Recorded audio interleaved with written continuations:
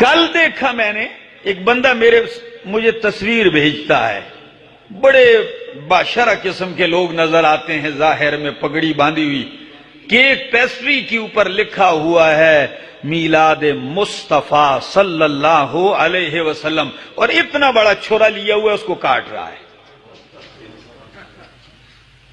میں گلہ فرانس سے کروں، میں ڈنمارک سے گلہ کروں، میں ان پہ جل کے سیخ پا ہو جاؤں، میرا عاشق رسول کہلانے والا، دعوی محبت میں ساری دنیا سے آگے بڑھنے والا، وہ میرے نبی کا نام کیک پہ لکھ کے آرے سے کاٹے، وہ نبی کا نام لکھ کے چھری چلائے اوپر، وہ مسجد نبوی کا ماڈل صبح سے تیار کرے، دوپہر کے بعد چوک میں اسے سارا مسجد نبوی بھی کھا جائے، کعبہ پورے کا پورا کھا جائے، میں ان سے کیا گلے کروں؟ میں تو حیران ہوں، اس قوم کو کون سمجھائے گا؟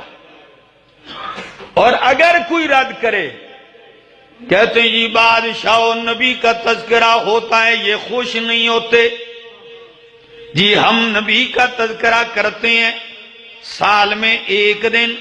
میں نے کہا یہی تو میرے اور آپ کے اندر فرق ہے کہ تو نبی کے تذکرے کے لیے سال میں ایک دن کا انتخاب کرتا ہے، اور میں نبی کا تذکرہ سال کے ہر دن نہ کروں تو میں مسلمان نہیں سمجھتا اپنے آپ کو۔ نبی کی ذات کو ایک دن میں بند کر دینا، محدود کر دینا، آپ کا تذکرہ ایک دن میں لا کے بند کر دینا، یہ کوئی محبت نہیں ہے، بلا وہ ہستی، وہ تیرے ایک دن کی محتاج نہیں ہے جن کے بارے میں رب نے کہہ دیا وَرَفَعْنَا لَكَ ذِكْرَكَ۔ میں نہیں، رب نے کہا وَرَفَعْنَا لَكَ ذِكْرَكَ، میرے پیغمبر میں نے آپ کا ذکر بلند کر دیا، میں نے آپ کا تذکرہ بلند کر دیا۔ آپ کا تذکرہ یہ ایک دن کا پابند نہیں، رب محمد کی قسم ہے میرے محمد دنیا میں آئے نہیں، آپ کا تذکرہ عالم ارواح میں، آپ کا تذکرہ سارے نبیوں کی زبانوں پر، کبھی موسیٰ کلیم اللہ کی بشارتوں دعاؤں میں، کبھی خلیل اللہ کی دعاؤں میں، کلیم اللہ کی تقریروں میں، عیسیٰ علیہ السلام کی بشارتوں میں آپ کے تذکرے ہیں، تورات میں، انجیل میں، زبور میں آپ کے تذکرے ہیں۔ آپ کے تذکرے کو ایک دن کے ساتھ نہیں جوڑا، بلکہ نبی پوچھتے ہیں جبریل کیا مطلب ہے آیت کا؟ میں نے آپ کا ذکر بلند کر دیا، میں نے آپ کا تذکرہ بلند کر دیا، آیت کا مطلب کیا ہے؟ جبریل کہتے ہیں جا میرے محمد سے کہہ دے، اللہ فرماتے ہیں جبریل کہ میرے نبی سے کہہ دیجئے ذکرتا حیث ذکرتو، آپ کے ذکر کا بلند کرنے کا مقصد یہ ہے ذکرتا حیث ذکرتو، جہاں جہاں میرا ذکر ہوگا وہاں وہاں تیرا ذکر ہوگا۔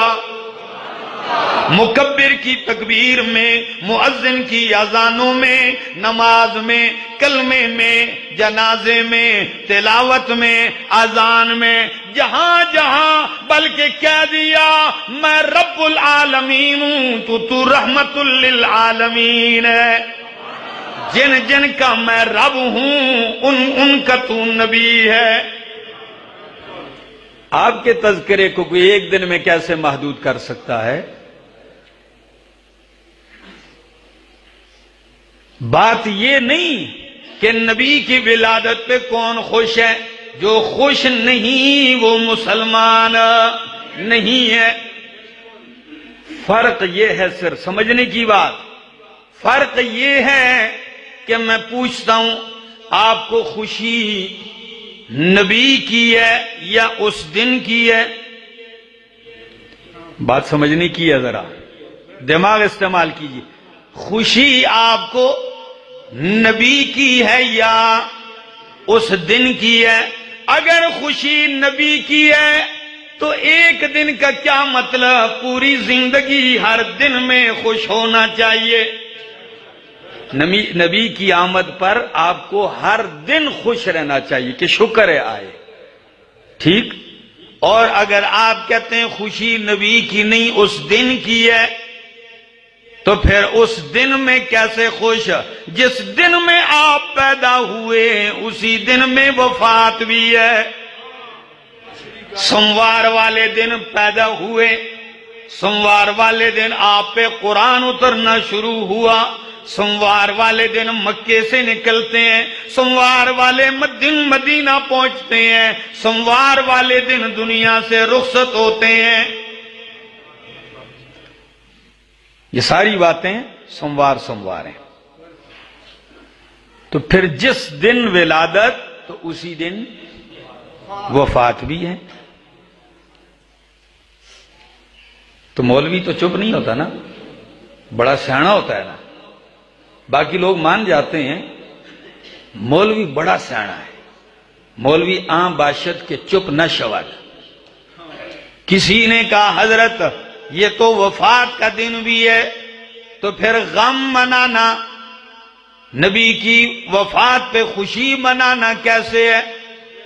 تو ایک سیاںا کہتا ہے غم وہ منائیں جو کہتے ہیں کہ فوت ہو گئے, نبی پہ فوت ہوئی نہیں ہے, نبی فوت ہوئی نہیں. واہ بھائی واہ. ماننے پہ آ جائے خرافات مان جاتا ہے, نہ ماننے پہ آئے حقیقتوں کو ٹھکرا دیتا ہے. ماننے پہ آ جائے تو پتھر کو پوجنے لگتا ہے, نہ ماننے پہ آئے زندہ خدا کو چھوڑ دیتا ہے. ماننے پہ آئے تو جو کام صحابہ نے نہیں کیا اسے دین سمجھتا ہے, اور نہ ماننے پہ آئے تو سارے صحابہ کا اتفاق ہے 14 صدیاں پہلے سوموار والے دن صحابہ کرام پہ کیا گزری, صحابہ کے اوپر کیا کیفیت تھی.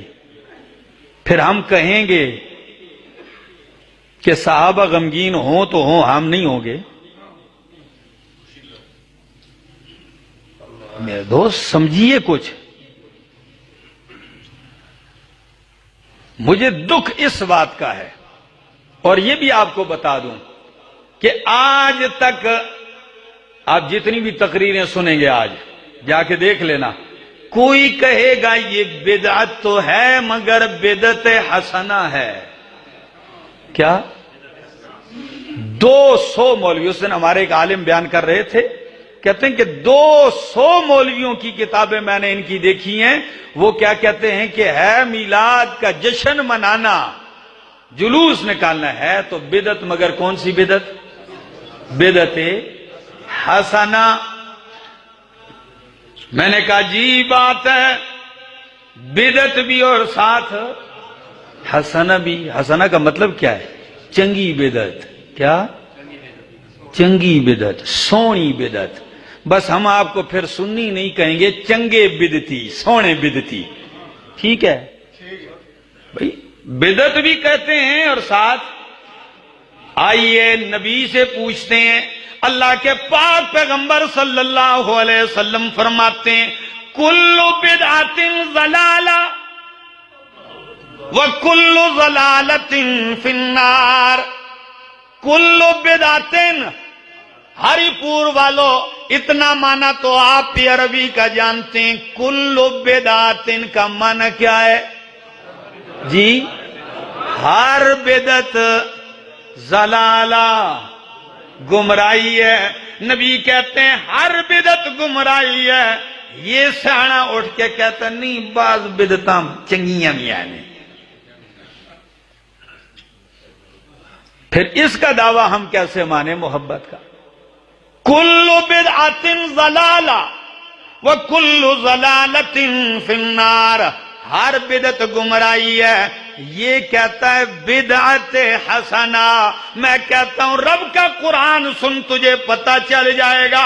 قرآن کہتا ہے او سادیا بدعت حسنہ نہیں ہوتی، حسنہ ہے تو میرے محمد کا اسوہ حسنہ ہے. سب سے پہلے جشن منانے والا، میلاد منانے والا مکے مدینے کا کوئی بندہ نہیں، عراق کا ایک شہر ہے موصل، اس کا بادشاہ ہے مظفر الدین. ہاں نام یاد ہے بابا جی کو، مظفر الدین ابو سعید. کیسا بادشاہ تھا؟ کان ملکن مصرفن، بڑا مصرف عیاش قسم کا بادشاہ تھا. حافظ ابن حجر اسقلانی لکھتے ہیں، امام فاقہانی لکھتے ہیں، تاریخ اسلام نے لکھا ہے کیسا بادشاہ تھا. اس نے لوگوں کو اپنی طرف مائل کرنے کے لیے یہ ایک ڈھونگ رچایا کہ جی میلاد کی محفل قائم کرتا، ظہر سے لے کر عصر تک، عصر سے لے کر مغرب تک مجلس کرواتا. کان یرقص بنفسی، خود بھی ناچتا تھا اور لوگوں کو بھی رقص کرواتا تھا. کان یرقص بنفسی، یہ پہلا شخص ہے جس نے یہ کام شروع کیا. تو اب بادشاہ ایک کام کرے، دین کے نام پر کرے، تو اس کو مولوی تو کوئی چاہیے جو مواد دے. کیا ایسے درباری کوئی ضرورت ہوں گے اس کو؟ تو اس نے چنا ایک مولوی کا نام ہے ابو الخطاب عمر. اس نے کتاب لکھنا شروع کی. روئے زمین پر سب سے پہلے کتاب نبی کے زمانے کے 600 سال بعد لکھی گئی. کتنی صدیاں؟ 6 صدیوں کے بعد عراق کا ایک مولوی کتاب لکھتا ہے جس کا نام ہے التنویر فی مولد البشیر النذیر. التنویر فی مولد البشیر النذیر. اس میں انہوں نے کوشش کی کہ کسی طرح اس کو دین ثابت کیا جائے، اور پھر جب بادشاہ کے سامنے پیش کی تو بادشاہ نے 1000 اشرفیاں دی انعام میں. میرے دوستو، جس عمل سے نبی کے بعد 6 صدیاں خالی رہیں، 6 صدیوں بعد وجود میں آنے والا کام نبی کا دین نہیں ہو سکتا. عجیب بات بتاؤں، عیدگاہ ہے، نماز کھڑی ہونے کو کچھ وقت باقی ہے. ایک شخص آیا عیدگاہ میں نفل نیت لیا بڑی عاجزی کے ساتھ. ٹھیک ہے، حضرت علی رضی اللہ تعالیٰ فرماتے ہیں منع کرو اس کو، یار روکو اس کو. منع کیا نہیں ہوا. شیر خدا خود اٹھتے ہیں، اس کو ایسا دھکا دے کے وہ پیچھے گرا دیتے ہیں. توڑوا دی نماز. وہ غصے میں اٹھ کے کہتا ہے ایعذبنی اللہ بالصلاۃ، کون سا میں نے کفر کیا، نماز ہی تو پڑھ رہا تھا، کیا رب مجھے عذاب دے گا نماز پر؟ انہوں نے فرمایا سن، رب نماز پہ تو عذاب نہیں، لیکن نبی کے طریقے کے خلاف پڑے گا تو پھر بھی سزا ملے گی. اس لیے رب کو وہ سجدہ بھی منظور نہیں جو نبی کے طریقے کے خلاف ہو. باقی چیزوں کی تو بات ہی الگ ہے. مسجد میں صرف اتنا کام شروع ہوا تھا، گیٹیاں رکھی گئیں، کنکریاں، ریٹھے، کھجور کی گٹھلیاں، بورے رکھے، اس پہ کیا پڑھتے تھے؟ ذکر، سبحان اللہ سبحان اللہ الحمدللہ لا الہ الا اللہ، تسبیحات جاری ہیں. پتہ چل گیا مفسر قرآن فقیہ الامت حضرت عبداللہ ابن مسعود رضی اللہ تعالیٰ عنہ کو کہ لوگ تو بہت زیادہ نیک ہو رہے ہیں، یہ کام کر رہے ہیں، مسجدوں میں بورے بھرے ہوئے ہیں. پہلے زور سے کوئی کہتا ہے سبحان اللہ تو سارے سبحان اللہ کے تروڑے خالی ہوتے ہیں، پھر کہتے ہیں بس، پھر الحمدللہ شروع ہو جاتا ہے، سیدھے آ گئے مسجد میں، ایسے کھڑے ہو گئے چوکاش پکڑ کے مسجد کے دروازے پہ، کیا کہتے ہیں؟ من عرفنی فقد عرفنی، تم میں جو مجھے جانتا ہے وہ تو جانتا ہے، اور جو نہیں جانتا وہ جان لے کہ میں عبداللہ ابن مسعود ہوں۔ کون سا ابن مسعود؟ صاحب النعلین والوسادہ، نبی کے جوتے میں اٹھایا کرتا تھا، نبی کریم کی مسواک میرے ہاتھ میں ہوا کرتی تھی، نبی کریم کے لیے تکیہ میں رکھا کرتا تھا، اتنی قربت مجھے حاصل ہے۔ سن لو، اللہ کی قسم ہے، ابھی نبی کریم کی وفات کو اتنا عرصہ بھی نہیں گزرا، ابھی صحابہ زندہ ہیں، اور وَلَقَدْ جِئْتُمْ بِبِدْعَةٍ ظَلْمَةٍ، یہ سیاہ اور اندھیر بدعت تم نے کہاں سے نکال لی؟ اور پھر کنکریاں اٹھائیں اور ان کو مارنا شروع کر دیا، مسجد سے نکال دیا۔ کیا آج اگر کوئی ایسے کر دے پورا ملک کھڑا ہو جائے گا، یہ مسجد سے نکال دیا، ظلم ہو گیا۔ بھئی مسجد سے نہیں، مسجد میں اس عمل کے اوپر اتنی شدید تنقید، اور آج کیا ہو رہا ہے؟ پھر اس کو دین پیش بنایا جا رہا ہے۔ میرے